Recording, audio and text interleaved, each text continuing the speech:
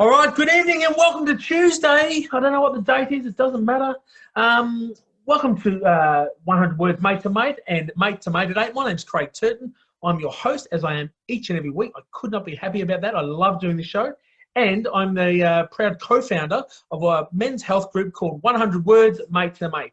We're a men's health organisation raising awareness and trying to reduce the stigma of men's health and the terrible number of suicides that happen in this country, which is in excess of 7 men take their own life in this country each and every day. It's an horrendous figure. It's only getting worse at the moment due to the pandemic that we are all going through. So all we try to do tonight is mirror the conversation between two mates. This show's called Mate to Mate at 8 for one reason. What we want you to do is this. We want you to contact your mate and say to him, instead of saying, g'day mate, how you going? And he says, yeah, good. How are you? Yeah, good. We want you to say this. G'day mate, how's your day out of 10 or how's your week been out of 10? Now, the polls just come up on the screen. So we want you to fill in how your day is going out of 10. That's what we're asking you. How's your day out of 10? So fill that out and we'll go through the results in a little bit. Now, I say this each and every week. It'd be remiss of me not to. I am not a doctor. I'm not a psychologist and I'm not a psychiatrist. Those who know me well know that that is absolute fact. I'm in fact a house painter. I paint houses for a living. But as the co-founder of a men's health organisation, Mate to Mate, all I'm trying to do here, and all we are trying to do at Mate to Mate, is mirror a conversation between two mates, okay? So the rules of engagement of this, you ring up your mate and say, g'day mate, how's your day been out of 10? Now, we've got a heap of people jump on already. We've got people from 9 out of 10, 8s, 7s, 6s and 5s.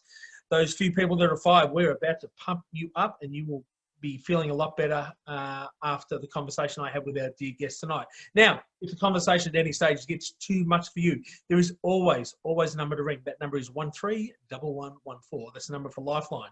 We hope you don't need it, but if you do, there's always someone there to take your call. Now, tonight we have a dear friend of mine. We have gone to the top drawer of my friendship and we have pulled out this person. Dr. Alex West, a dear, dear friend of mine who I know through my beautiful wife. She is no less, a 2-time premiership psychologist with the Richmond Football Club. When she got to Richmond, things started to change. There she is. Do you just sit there nice and quietly out while I pump your tyres up, okay? Now, as I said, 2-time premiership psychologist. She's currently working with the AFLW Richmond side as well, doing some great work there.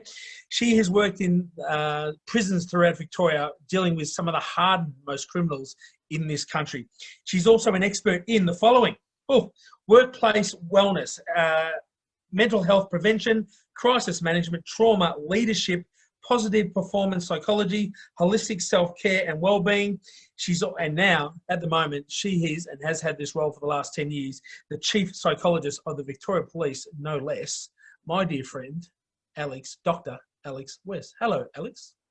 Hello, Craig. Thank you very much for having me. Just stop. That was a very impressive intro, I have to say. Stop with the Craig, okay?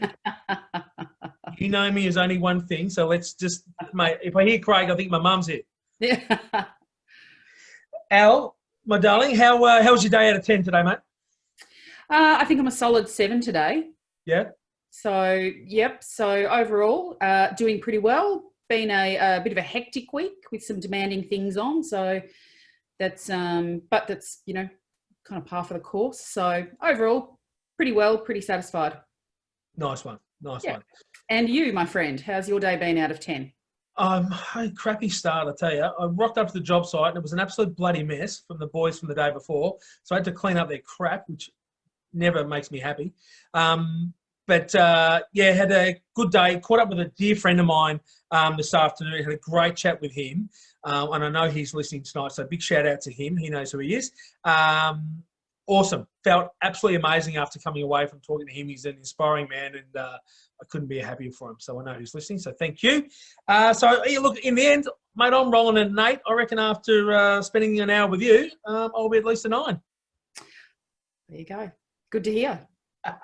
Now, my dear friend, you tell the huge amount of people watching a bit of your career history, my friend.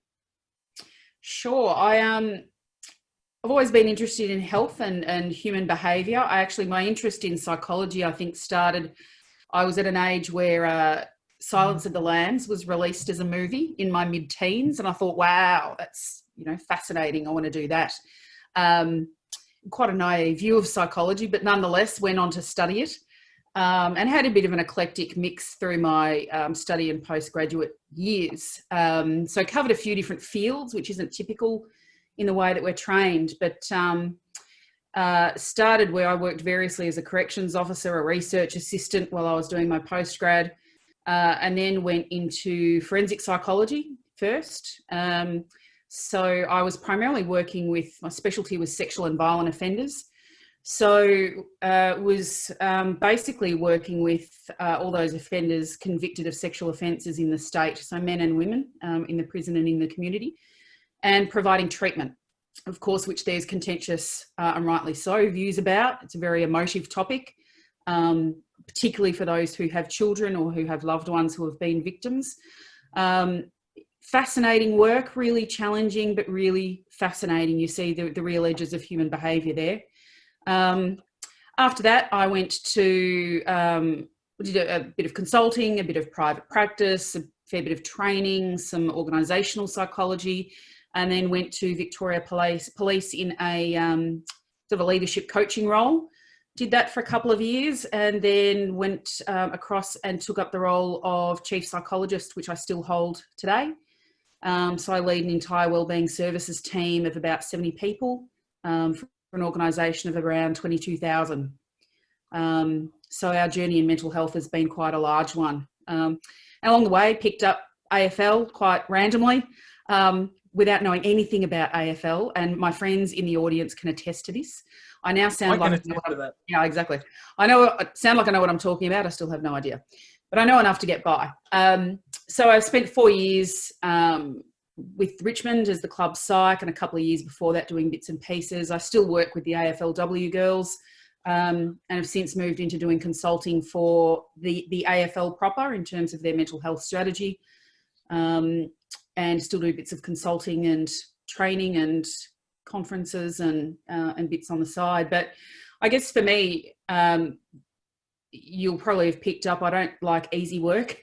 It's like, give me the challenge in terms of human behaviour, and but also I've worked in male dominated areas and industries. So I've spent my career working in high intensity environments with men, whether that's prisons, whether that's policing, whether that's AFL. So my passion really has been around men's mental health, and particularly some of the challenges men have faced in terms of stigma and help seeking. And thankfully we're starting to see some change in a lot of those industries now. Now, clearly, fair to say, after all that, you are by far my most intelligent friend. And I knew that anyway. But... persistent maybe. Now, you're right, you knew bugger all about football, and I told you about football and football clubs over a few bottles of red wine, and just to give you a little head start. So I feel as though I contributed somewhat to the Richmond success, but I'll share my trophy with you. I've been given no credit for that, but that's another story. Now, mate, as you say, you've dealt with some of the hardest criminals, most difficult criminals in this country. You deal with Victoria Police and the stigma around police and how hard a job that is, and AFL footballers, as you say, male-dominated stuff. What's the hardest? Out of the three, what's the hardest? Ooh, that's a good question.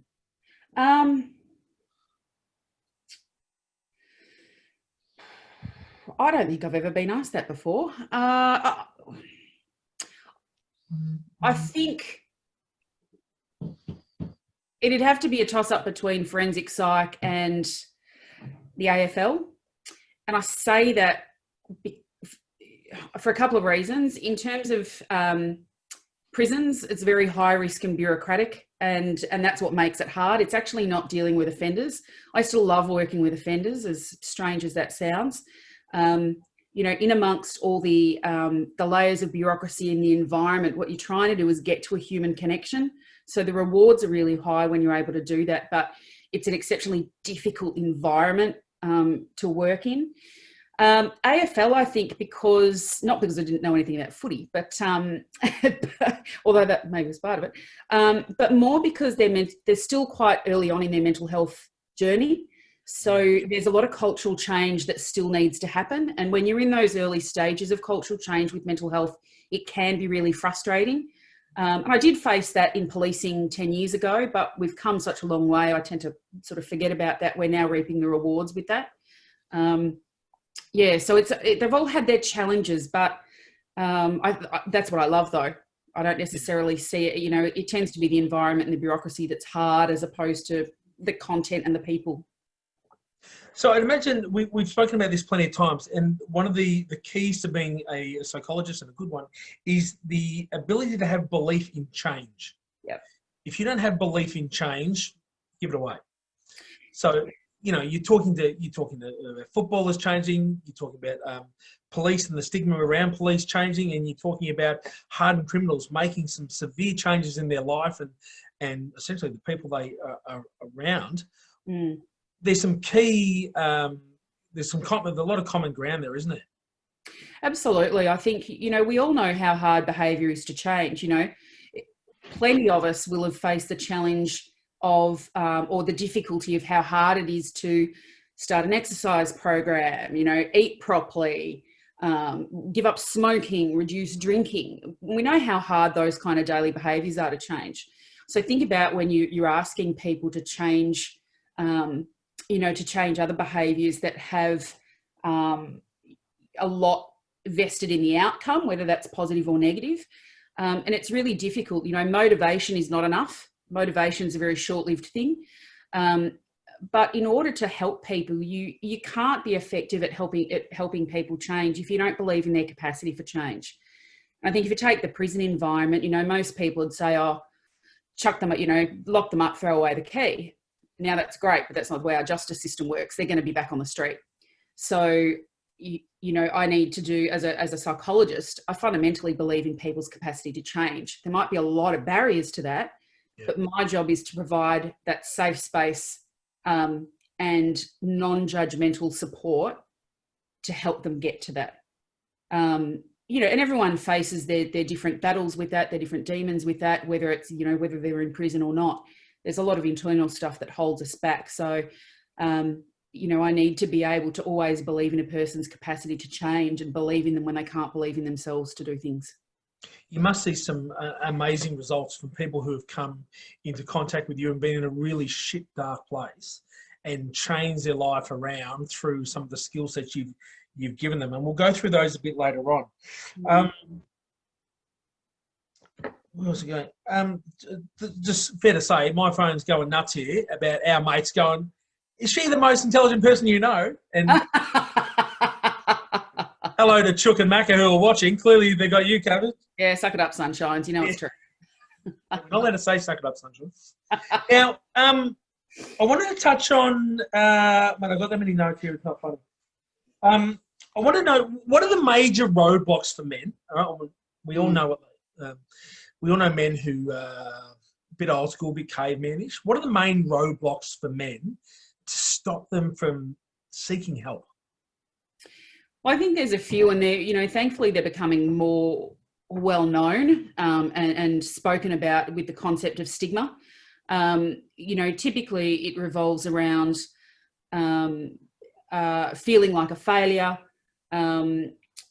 feeling as though they can't solve their own problems, and that is, weak, or it makes them not competent or not effective or not able to support their families, or, and we've got to remember a lot of this is based in how we're socialised and society expectations.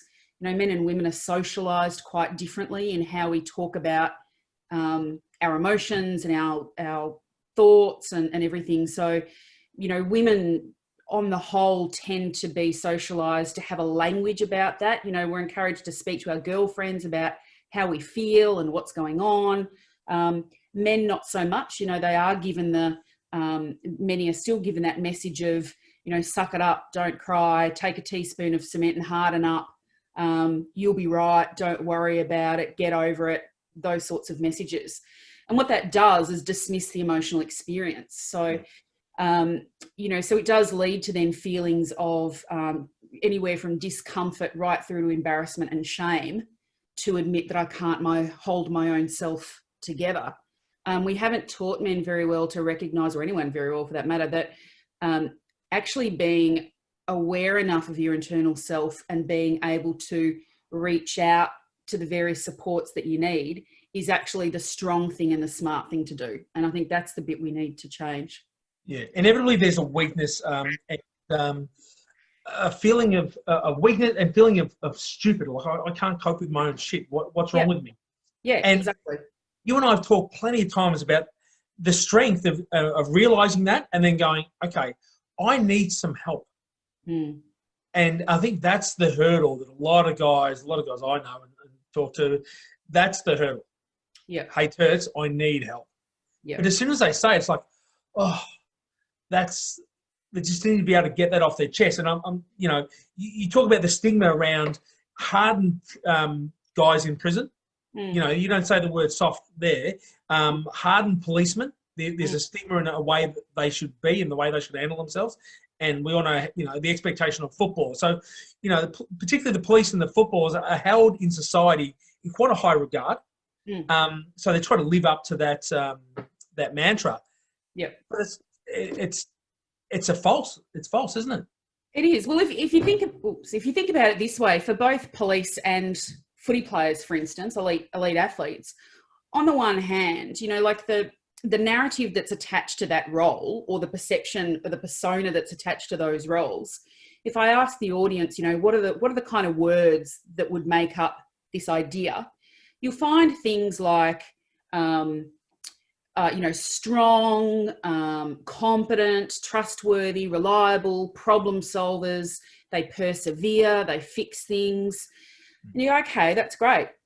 Let's look at the stereotypes we hold as a society about people with mental illness or mental health conditions. What kind of words do you think get tossed around in terms of stereotypes? You know, crazy, weak, nutter. Think of all the, you know, kind of the slang words that are used. Unreliable, dangerous, you know, all vulnerable. When you put those two things together, they don't match. No. So if you have this idea of yourself here and you experience mental health issues, it's like, well, you can't reconcile them in your own mind. Yeah. And that leads to that sense of, well, hang on, what does it mean if I'm one of these things? What are other people going to think about me? But also what's going to happen. And particularly with men, a lot of it is that social impact and career impact. You know, like certainly for police, you know, the concern about, if I have a mental health issue, they're going to take away my gun. They're going to take away my operational ability and I'm going to be punished for it. So there's a real, and I think historically, you know, that has been the case, whether it's for playing footy or being a police officer, they'll say, well, you're not competent to do your job because you're weak. And that's a message that still, you know, persists. Yeah, I mean, you know Wertho and you know Berkey, who we did a presentation with, and they talk about in the elite sporting field that if one of their guys had to come to them 15, 20 years ago and said that he had a mental health issue, he would have got dropped. Yep. There's no way he'd play the next week. And we've come such a long way, particularly in AFL, and it's great to see that, you know, when that does happen, one of the boys steps away from the club or from the game, they're encouraged to do so and welcome back into the fold when they're good and ready and they get a lot of support. And I'm sure that happens obviously with the police force as well. Mate, what you mentioned there is I've got a really good question here from, I don't normally do the questions towards the end, but my dear friend Ash, who mate, thanks for joining us tonight. I love you, buddy. He wrote here, one of the roadblocks is that men are scared of the outcome, how people think about them and what it would look like to be the odd one out. That causes men to lose their self-esteem. That's so right. And I think too, you know, the way that, as I said before, the way that women are socialised to talk more freely means some of that is more normalised for us, you know, so that I might know in talking to my various friends that there'll be other people out there experiencing things.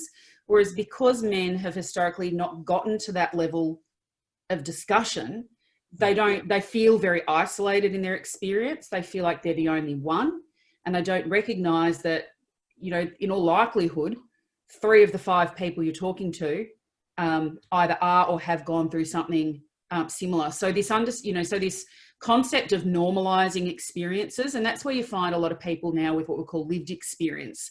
are really important, because they're part of what helps us normalize this stuff so that people don't feel so isolated, because that isolation in thinking that you're the only one going through it is what can stop you from seeking help. Yeah, one of the really important things that I find is the guys that I speak to who are having difficulties is once they've talked about it, all they want to do is help someone who's experiencing what they're experiencing. And it's so nice to see that they go, you know what? I don't want anyone to deal and have to go through the shit every day that I go through. And that's all they want to do is help. Now, they only get to that point because they open up themselves and show some vulnerability and some real strength. And then all they want to do is harness that and share that with other people and get that out of other people. And that for me, at 100 words mate to mate, that's the key. And the language behind that is, I think, the most powerful thing. Yeah, and I think I think what happens too is when someone goes through something and gets through to the other side, they realise that it hasn't broken them; it's strengthened them. So they're able to find the growth and the strength after that. And so it's like that they're at the other end of the tunnel and they're able to see back and help people who still have that fear going into the tunnel. Now, with the Tigers, they'd gone through near on 40 years of just, being no good, to be honest. Very few final series. What was the main change? You got there in 15. I think they finished probably 9th. And then it turned around. What were the main reasons how and why they turned around? I think that's a good question, because there's never, despite how it might appear, there is never any one thing. It's a range of things coming together all at once. And so that had to do with, taking away the kind of the footy aspects about things like lists and players and injuries and that kind of stuff. I think there were a few key things. One was they, particularly the most central leadership group in there, which is the player leadership group, and the coaches, and the senior coach that sits over them, had a massive change. There's a massive change in the coaching group. Damien Hardwick did a lot of work on himself, and this is all well publicised, so I can speak to it. I think he'd been persistent for many years and realised there was stuff that just wasn't working. So he looked further inward, I think, than he ever had before, and decided that he needed to be, to use the word loosely, braver in taking the risk of doing something differently, and looking to himself for answers in terms of that. And I think, that coincided with the leadership group of the players, and particularly Trent, kind of having a similar journey, kind of looking inwards a little bit and doing more of that self-reflection, develop further self-understanding, and being, the words they use around vulnerability and authenticity. So, they also gravitated more heavily towards a set of values that really resonated with them. And fun was one of those. So not losing sight of what draws them to the game, but also that authenticity, genuineness. And then, you've also got the steadying hand of leadership. Neil Baum came in to steer the ship. You had a psychologist who was in there for the first time in a consistent way. We were dealing, I forced the inclusion of doing mental fitness work in their footy program.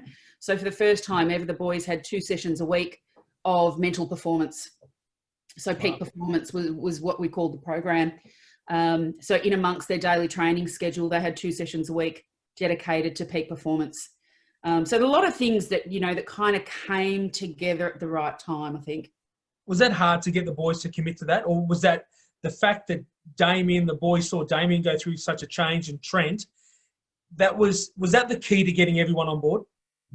Look, I think it was driven by the fact that when I first started working with the club, which had been a little bit sort of part-time prior to the end of 2015, I'd mainly been going in to do quite reactive work.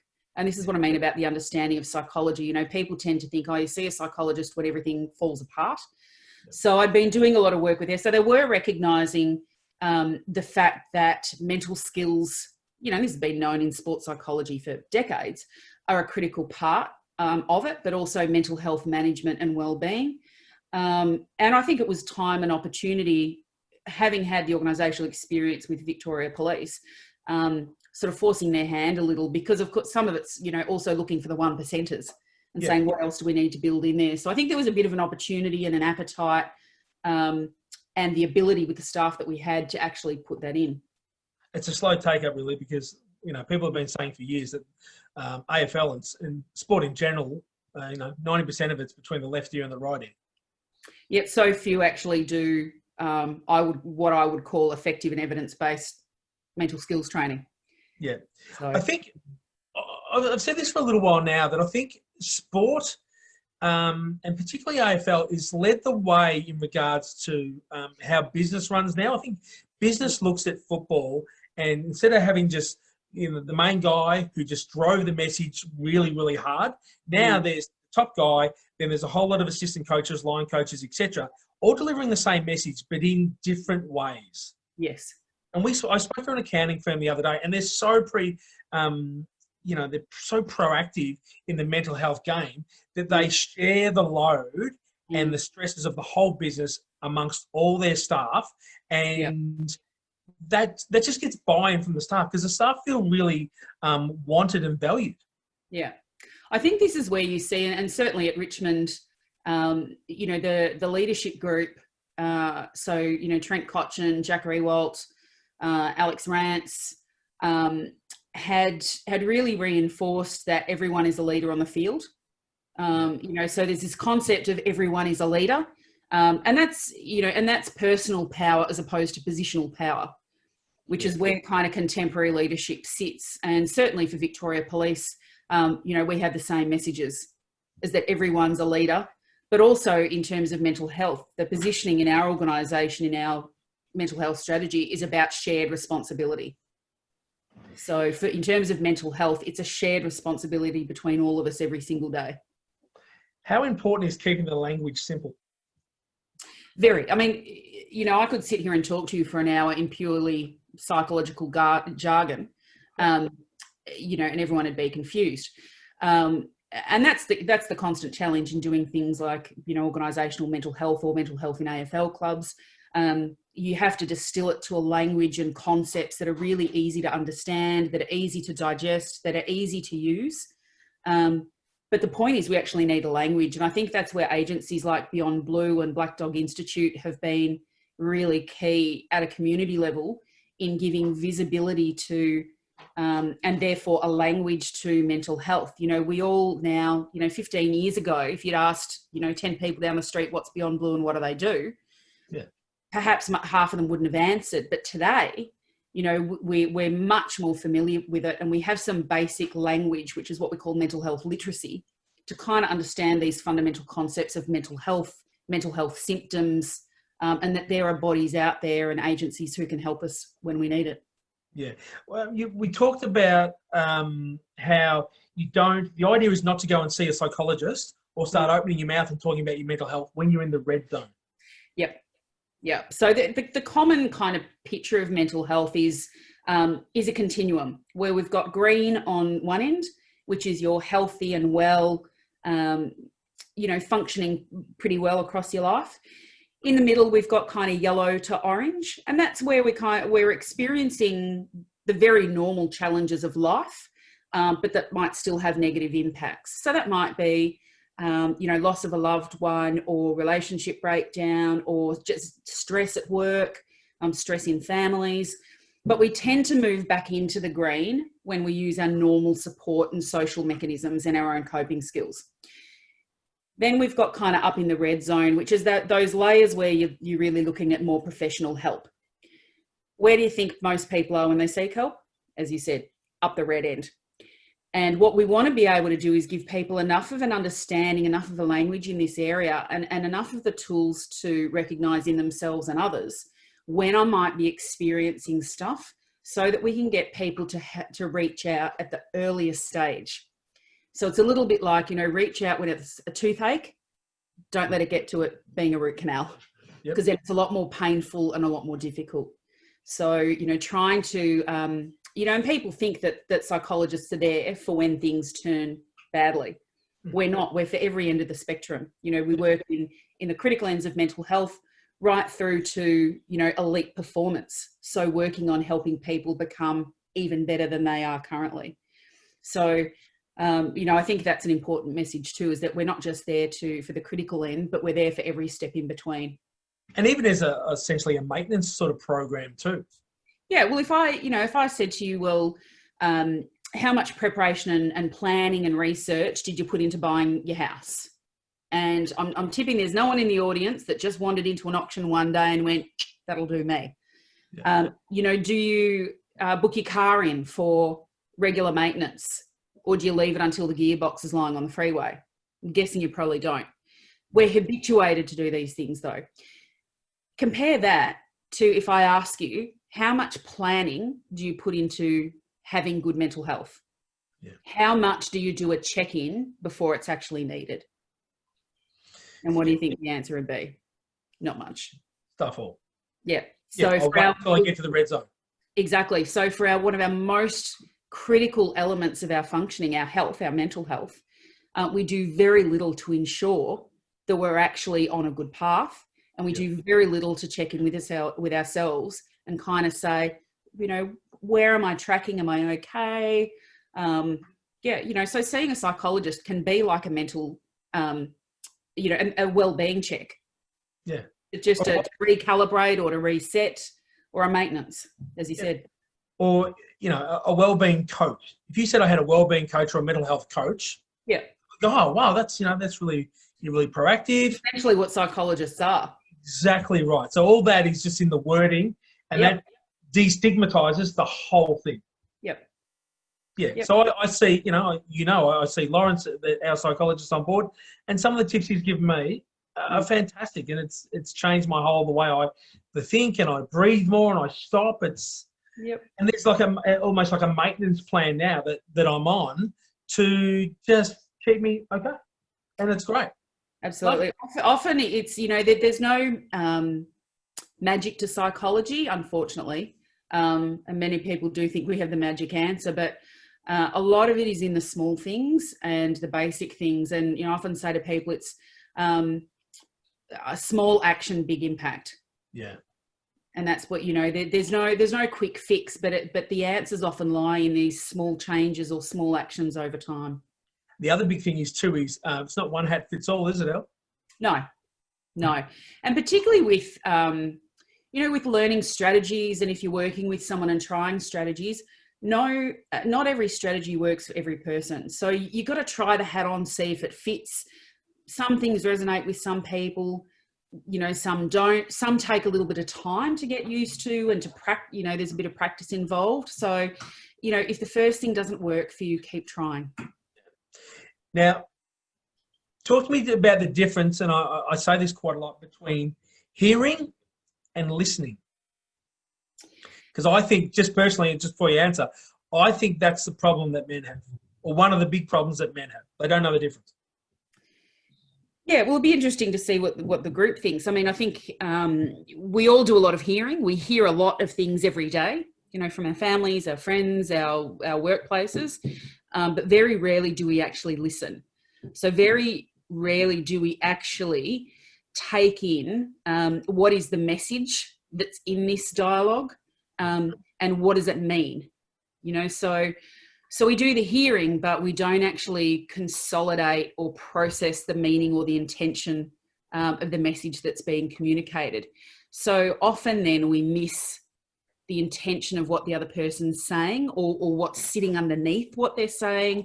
And that's where our communication goes awry. I mean, quite frankly, most of us are not taught communication skills, really. We model it off other people. We look at to our friends, our families, our parents. But that's where it often goes wrong. And it's interesting, as a psychologist, we spend a lot of time on this in early postgraduate training.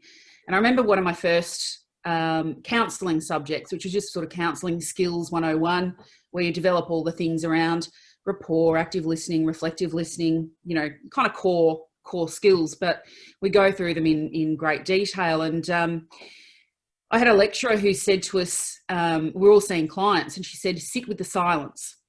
So we had, you go in, you have a therapy session, and there's a silence where the client sort of takes a pause. And what do we do when the conversation pauses? We fill it. Yeah, right? We say something. No, our instruction, generally about ourselves. Yeah, our instruction was sit with the silence. You have never seen a more anxious set of psychologists ever, wringing their hands, wanting to say something, but learning a very critical lesson about what listening actually is. Yeah. You know, when as a psychologist, if I respond, I'm the one driving the conversation. If I sit with my silence, then the other person brings what's actually bothering them to the conversation. Correct. I think particularly as blokes, we're fixers, right? We want to fix it. So we grab the toolbox and we go fix. But most of us are walking around with a toolbox full of hammers. All right. That's right. Look, and that's, you know, and that's sort of the stereotypical kind of gender issue, but it's stereotypical for a reason. It's based in some truth. You know, how many people have had an argument with their partner, where the female partner goes, I don't want you to fix it, just listen. Male partner goes, well, you're not doing anything about it. Here are the solutions. And all of a sudden it's turned into the proverbial. Fundamentally, people just want to be validated. And by validated, I mean, you have heard the message that I'm trying to communicate. Yeah. So if I come in and I'm saying, today was crap, and like at the moment we're in the middle of moving buildings, half a police force, and my diary's full of meetings, I'm this and I'm that and the other. The message I'm trying to send you is that, I'm really busy and I'm feeling a bit overwhelmed. That's the bit that you are trying to hear for, not why don't you organise your diary better? Why don't you cancel that meeting? Why didn't you get to this earlier? The validation is about acknowledging how someone feels, not telling them how to deal with it. So that acknowledgement of saying, you know what, yeah, I hear you. That sounds like it would have been tough, or that sounds like it's stressful, or, you sound angry about that. They're the kinds of things that tell someone, or that tell me, for instance, that, yep, you have heard my message and now I feel supported. Rather than inserting yourself and saying, you know what I would have done? I would have done this. I would have run a removalist company. I'm like, yeah, exactly. Yep. Mate, fair to say the questions are coming in thick and fast. So let's plough through a few of these. Here we go. Have Lisa. Good on you, Lisa. Thanks for joining us tonight. So inspiring, Alex. Thank you so much. What's the best way to support someone who is struggling, # /depressed? That's what we're talking about, isn't it? That's all about listening and the simple language, and it's not trying to fix it. So often it's, as you said, it's about people just want to be validated and heard. Yeah, people want to be validated. I think too, when it comes to supporting people who are experiencing poor mental health, that can be quite uncomfortable and anxiety provoking, because you don't know what to do. You don't know how serious it is. You don't know what they're going to say. And I guess, you're not expected to be the psychologist or the psychiatrist. The best you can do is reassure someone that you are there, that you are listening, that nothing they say is going to scare you off, because that can be the other thing. People feel so isolated in their experience, and they're not sure if other people can kind of tolerate what they're going to say, and then they're going to go, oh my God, and run off. So I think, it comes down to that reassurance, support, trying to understand their experience, ask them what it's like for them. That's a way of validating them. Part of having what we call good mental health literacy is about understanding the basic signs and symptoms of poor mental health, but also knowing where to help to get support. So being able to, ask them, well, have you seen a doctor? Have you spoken to someone about this? Can I help you do that? Things that are within your ability and capability to do, but listening, supporting, reassurance, helping them find support if that's something you feel you can do. And not just a one-off either. That's the one thing I find. It can't be just one conversation and that's it. Oh, I heard them and they had a few troubles and blah blah blah. No. You got to keep checking in and being there, because you don't know. Inevitably, one of the questions I ask is, who else have you told? Yeah. And sometimes it's not too many people. So it's really important at that point that you know that you're on their team. And I use the word team a lot. And I know there's a couple of guys on the screen that I've used it with them that, mate, I'm on your team. We have a team now of people that can help you. And that makes... one of the most critical things we've got, and even the research says, you know, over and above, for instance, what interventions, what formal treatments you might get, social support still has a really tangible impact and predicts more of the outcome than a lot of medical and psychological interventions. So the importance of people having non-judgmental supports that they can go to is absolutely critical in recovery. Yeah. Inevitably, you know, and I've spoken to plenty of guys where they've gone, oh, thank you for listening, because I told my other mate and he told me to harden the fuck up. Yeah. And I'm like, oh, that's really helpful. Yeah. Give me his number.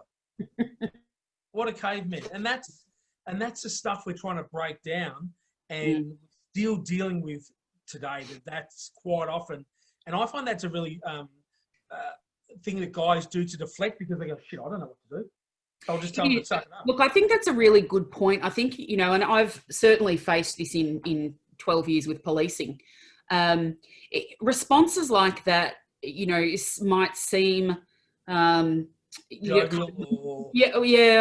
they might seem, you know, like mean or intentional, but they often reflect a discomfort because the person has no idea what to do, or a fear because they're connecting to what's going on and it scares them.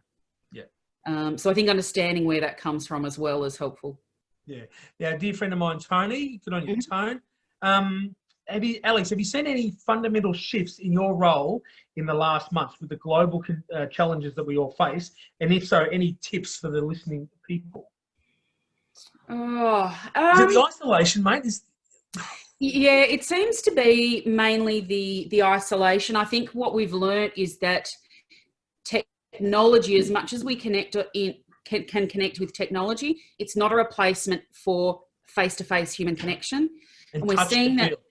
Yeah, we're seeing that certainly in the populations of people who live by themselves. So it's interesting, of course, that we've had this single social bubble come up. We are seeing increased rates of poor mental health, but that's not necessarily in relation to people having a diagnosed illness per se. I think it's a reflection of the generally elevated levels of stress and anxiety, which are quite normal. Our world that we all, you know, generally have a level of control over, and we're able to create our own worlds and place some order on them. That's all been tipped off the table. Yeah. So the ways in which we would anchor ourselves usually have all been cast adrift.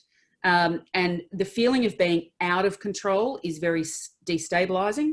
It causes people to stress. It causes a lot of anxiety and a lot of uncertainty about the future. So we're seeing heightened levels of distress, but not necessarily resulting in diagnosable conditions. We're yet to see impact, you know, so particularly across women and children, referral rates have gone up, men as well. But we're yet to see a formal impact on suicide rates at this stage, but hospitalisations have gone up. So we're a little unsure about what the future outcomes will be. But I think largely speaking, it's that isolation. And I think too, the fact that a lot of our coping strategies, which might be seeing friends or family, exercise, a whole range of hobbies, we can't do. So all of the good coping skills or strategies we would usually access have actually been taken from us. So to use the analogy used before, we are literally left with a toolbox, but it's all full of hammers. Yeah. And there's no distractions at the moment. There's no kids sport or catching up with mates where you can just shoot the shit. Yep. It's all very insular. And one of the things I'm noticing, and spoke to this afternoon, is we used to have that, be able to pick up on our mates who were becoming isolated, who wouldn't come out or were retreating.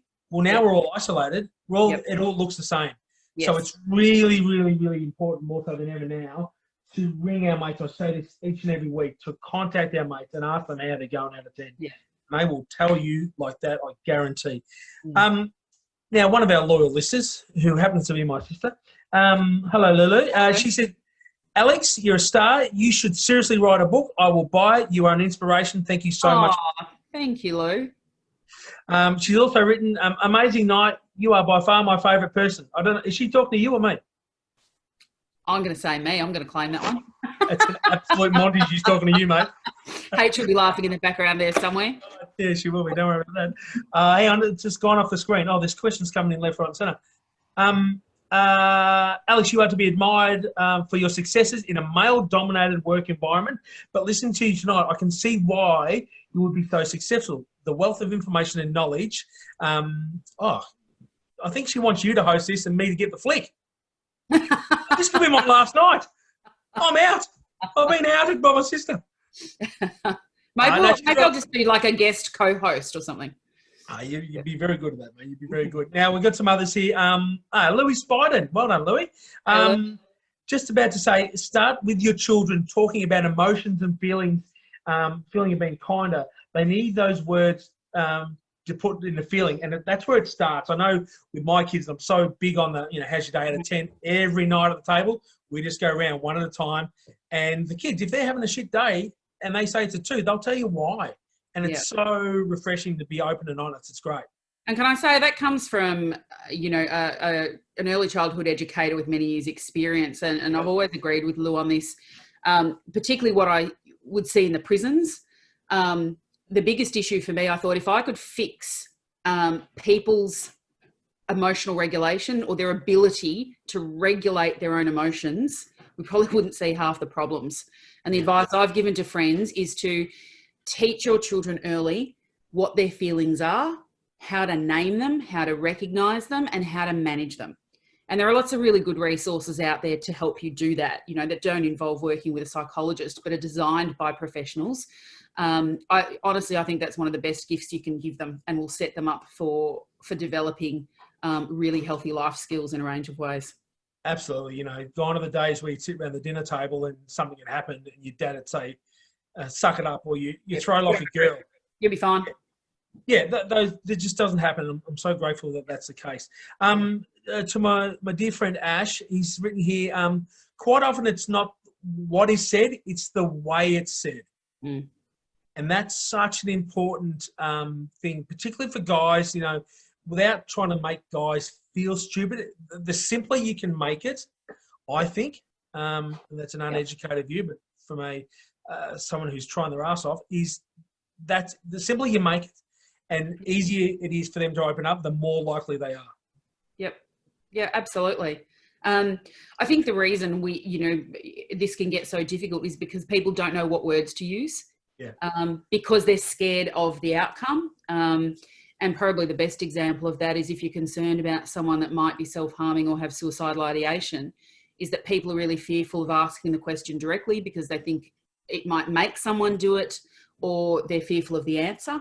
On that point, we know that it doesn't. The best advice is to ask the person directly by saying, are you having thoughts of self-harm? Are you thinking of killing yourself? You're not going to make someone do it. But that goes for understanding, things that are not anywhere near that level. Be direct. Tell them what you're observing that's concerning you, and say, I've noticed this.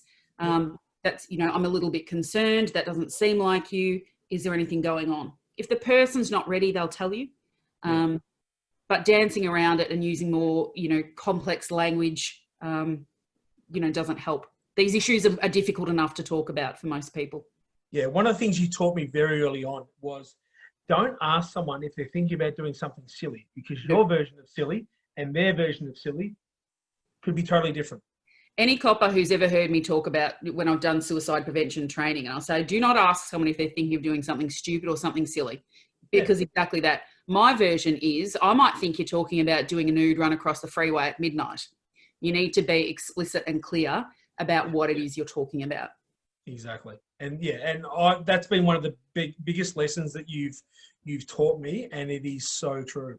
So true. Message here from Aaron. What are some strategies or methods that can be used to make organisation leaders aware of the role that their poor management practices play in affecting staff? This is a ripping question, especially when they refuse to acknowledge the role of mental health deteriorating in the number of their employees. How can it be done without? Well, hang on, screen just changed. That's a ripper. What I know. Look, I could probably talk for hours just on that topic. I think you need a multi-pronged approach to that. I mean, certainly, Victoria Police has faced the same challenges, with poor managers who have a detrimental impact on their employees. So I think there's a few things. I think having, whether that's anything from having an organisational strategy that clearly sets out people's accountabilities with regards to mental health, and I spoke earlier about, for us, the fact that that's a shared responsibility. It's not the responsibility of the psychologist, it's not the responsibility of the chief commissioner. Having accountability around health and safety built into roles, so for instance, all of us, Victoria Police above a certain level, have safety items in our annual, whatever you call it, your performance development plans or whatever it is. So there are actually really clear accountabilities related to your performance in your role. Heavy on the leadership training. It has to be. And look, we've been going at the leaders and managers for 8 years. We're seeing changes now. I guess the difference we're seeing now is that the willingness is there, but they don't always have either the confidence or the competence. So I think they're the two things you've got to think about with leaders. Is there might be the willingness, but they'll shy off unless they feel confident and competent. Yeah. Well, this will go to this question too from Andrew. Each week we have a team catch-up, and I struggle when colleagues talk about their weekends in lockdown in team meetings. How can I let them know that it affects me with what they're saying? Can I have a crack?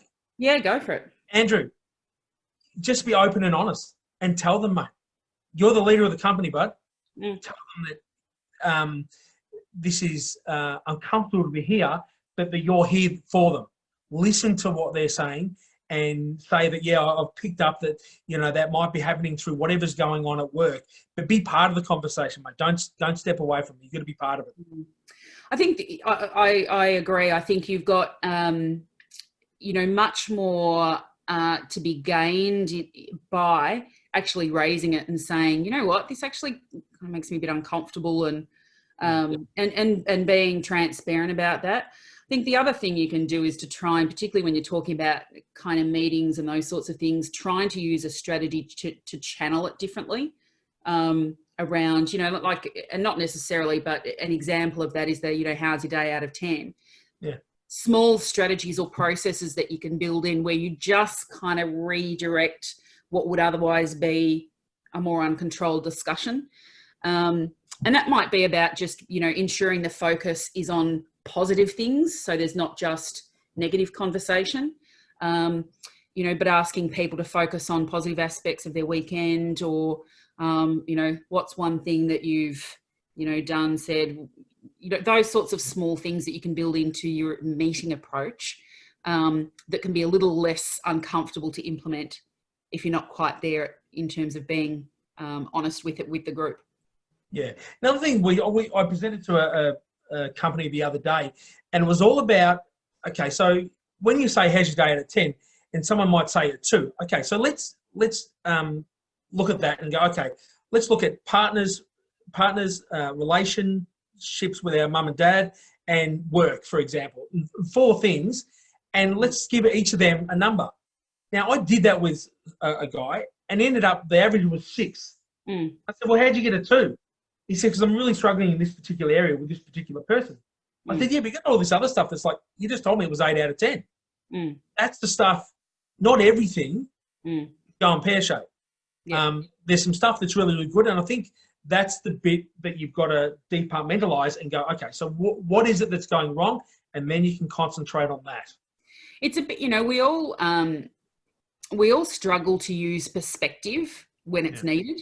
And I think that's an example of that. When we're having an emotional response, it's really hard to implement perspective until afterwards. So, I think so using strategies that can just help you, regain that perspective are important. Yeah. Andrew, you're a good man, mate, and you will. We're happy to speak offline, mate, and we'll help you get through that. From a dear friend of both of ours, Wade, what steps are the best to take if you ask someone if they're thinking of harming themselves or taking their own life, and they say no, but they're not necessarily telling the truth? What can you do? Who is the best person to speak to, and what steps should be taken? Look, some of it's going to rely on your knowledge of the individual, but look, if they say no and you suspect that might not be the truth, I think the first thing I would say, and this isn't as a psychologist, is to say to them, is to say back to them something along the lines of, okay, but I'm still concerned about you. You can say to them, I'm going to trust your answer, but I actually think there's a bit more going on. Or, say, well, okay, but I am still concerned about you. So I'm going to check in with you tomorrow or, tonight, or giving them trust that that you will be there. So again, it goes back to that reassurance, the fact that they can trust you, that they don't think you're going to freak out if they say yes, because that can often be difficult. You can get into the formal pathways if you are actually at that kind of critical end where you think they are very seriously at risk. Your options in terms of acute care are emergency department or local area mental health crisis teams called CAT teams that are attached to each major hospital. So I think if you've got a friend you're concerned about, even arming yourself with those numbers for a CAT team or Lifeline, so that you actually have them on you and can give to the person. Yeah. With people who might be in that state, being able to help them connect to a service where they don't have to make any effort. So it might be things like, well, can I, are you seeing a professional at all? Or can I call your GP and help you get to your GP to make an urgent appointment? I've got some numbers here. How about I leave them with you? But if you are really that concerned, I would say stay with them. So you've got eyes on them, and call either a family member who you can enlist or engage in any decision making, or if you think it's at that high risk, call the CAT team or ambulance. Yeah, or Lifeline. I've done it before where I've been. Absolutely. I've realised that they're lying to me, and I'm going, we're going to call Lifeline now. Yep. And just you making that phone call for them, then it's like, oh, okay, I don't have to do it. Thank you. And well, the other thing is, exactly, you could call Life and say, okay, well, you know what, I'm going to call Lifeline and I'm just going to have a chat to them first. Put them on speaker. Put them on speaker, and then you can transition that conversation over. Yeah, that works.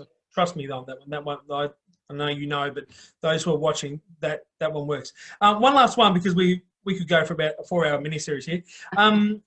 From Tony, a dear friend of mine, how important is it to perhaps concentrate on non-COVID, great question, non-COVID related conversation at the moment? Very. Everything we talk about is bloody COVID this, COVID that. That's a really good question. I think that is what's getting people down as well. Yes. And I think it takes extra effort because we don't have all the other things occurring in our lives that would generally provide content for those conversations. I was having a coffee with a colleague this afternoon, and as I said, we're in the middle of moving buildings. So everything's been office move and COVID and police work. And we kind of went, God, we've got nothing new to talk about this. We've got nothing new to talk about since yesterday. And we were having a laugh about it. But in all seriousness, we don't have the usual counterbalance. So it does take a little bit more effort. But it is really important that we try and find those opportunities to balance with non-COVID conversation.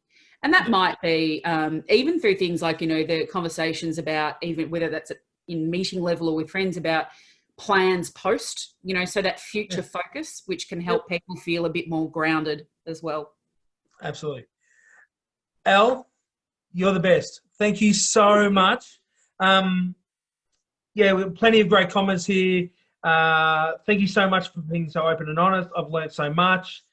To all, now there's a lot of our mutual friends that have got on tonight, and I thank you to them. And a few of them are sending messages through that they think they're now the smartest one that I know, but they're not. You are. And well, fair to say, I've got about 45 messages on my phone. Gives us a non-COVID topic to talk about. Absolutely, absolutely. Al, my darling, you are a star. Thank you so much for your time tonight. I really appreciate it. I really appreciate you. On a personal level, I constantly ring you up, and you're always there to talk, and it means a lot to me. It really does. So thank you, my darling, and I will see you soon. Thank you very much for having me. Absolute pleasure, mate. Take care. See ya. Kane here also. Kane, thanks for joining us, mate. Great presentation from Alex Knight. She, my friend, is an absolute star. She's an unbelievable woman dealing with a lot of stress as the head chief of psychology in the Victorian Police. Is a huge job, and she does it absolutely brilliantly. That will not be the last time we have Alex on. By the look of the questions coming through in the uptake, that will not be the last time. Looking forward to having her on again soon. So next week, I'm not quite sure what's happening next week, but I will tee up something. Don't you worry about that. To our sponsors, I thank them every week. First of all, Shelley Wood. It's her birthday today. Shelley, you are the best. You need anything done with your business in regards to communications, you only ring one person. That's Shelley Wood. She's an absolute star. She owns a company called Splice Communications. She does all the work here for us at 100 Words, and we could not be happier with everything she does. We love you, Shelley. Happy birthday to you today. To Matt Atkin from Atlas Brokers. He is a board member of 100 Words and does a huge amount for us. You need anything in regards to home loans, you need anything plant finance, whatever, you ring only one person. That's Matt Atkin from Atlas Brokers. And to Brett Phillips, a great friend of mine who runs the only tennis show in this country called The First Serve, goes Australia-wide, does a huge amount for the tennis community, does a huge amount for us at 100 Words Mate to Mate. I'm going to leave you with this. I just want you to ring someone tomorrow and ask them how their day is out of 10. Okay? Regardless of the number, okay? Ring them tomorrow and ask them that. Please, I beg you to. You'll make a difference to someone's life. Be open and honest with yourself. Be open and honest with your mates and your friends. Stay safe, and we will see you next week. Thanks a lot. Bye.